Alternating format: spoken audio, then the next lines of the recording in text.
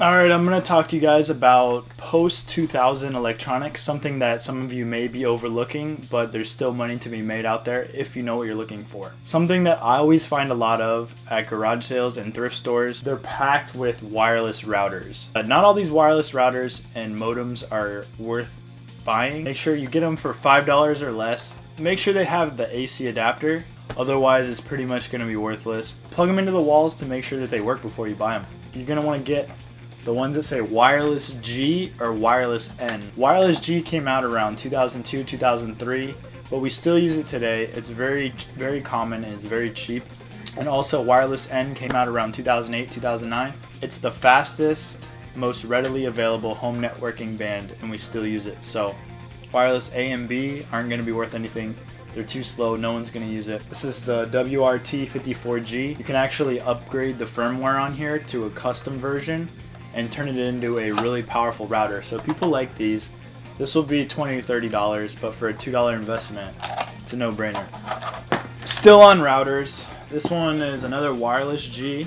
Netgear, another go-to brand, and it's in the shrink wrap, brand new. Pick these up for sub $5, so you're gonna make some money off of it, around $30, $40 for something like this. And we got a wireless N in the box by Linksys, so this is going to be about a $50 to $60 sale. Even if they're not in the box, you just have to get them for the right price so you still can make some money. And here is a Linksys wireless G range expander. Connects to your router and mimics your signal to expand your range if a corner of your house or a different floor doesn't get wireless. It will sell for anywhere from $15 to $30 if you have the box. Sub $5, you're gonna make money. Graphic cards, computer parts. Look for it to say Windows 7 or Windows Vista on it. If it says Windows 7 on it, it's gonna be more modern, HDMI compatible, high definition, multimedia interface, modern stuff. People are gonna want it. In the box, even better. Not in the box, be mindful what you're paying for it. Electronic handheld Yahtzee. I actually learned this from Redneck Picker. These sell really well. From $30 to $40 without the box, and from $50 to $60 with the box. Why? I have no idea. I can think of 100 handheld games that are better than this, but if you see them for cheap, pick them up, make sure that they work. And this is actually an iPhone case. You pretty much would be wasting your money on a normal phone case. You're going to buy it for cheap, but you're also going to sell it for cheap. They're really cheap on eBay from China, so there's no point really buying. But this one actually has a built-in battery. It's going to add 7 hours of video, 30 hours of music, and 10.6 hours of talk time to your phone with a sleek case that protects your phone as well. And it's for the most modern iPhone. This will sell. You can check the video to see how much it sells for. Better handhelds are Nintendo Game Boys.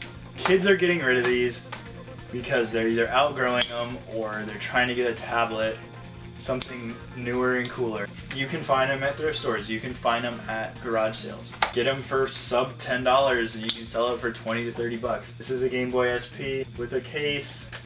This is a Nintendo DS. This is like $20 to $30. This is $30 to $40. And this is my very nostalgic Game Boy that I just included it because it's awesome.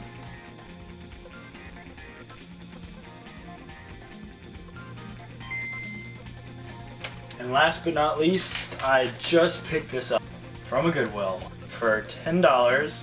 It is indeed a laptop, but let me explain some things. They had 3 laptops there. And I really was weary about buying a laptop because there's so many things that could be wrong with it. Could not have a hard drive in it.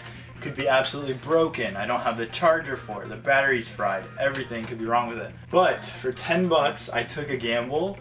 The reason I chose this one is because it has an SD slot, the most common form of digital media memory. It also has wireless built in. And the sticker on it says Microsoft XP. XP's a little old, it's before Windows 7 and Vista, but it was still a pretty good operating system. I would take XP over Vista any day. It's a business laptop. It's heavy duty. The hard drives in them are meant to take a beating, to be traveled. The top is made out of metal rather than plastic. The business laptops usually have a little mouse that's incorporated between the G, H, and B keys. It has a heavy duty locking mechanism to close. And the batteries on these babies when they actually came out lasted from 3 to 6 hours. A laptop from 2005, that's pretty good. This actually, I looked it up, it went for $1,500 in 2005. Charger at home that fit it, plugged it in, the battery on it is fried. Get a battery and a charger, have a total of $30 invested into it, and sell it for maybe $120, $130. So this is pretty cool.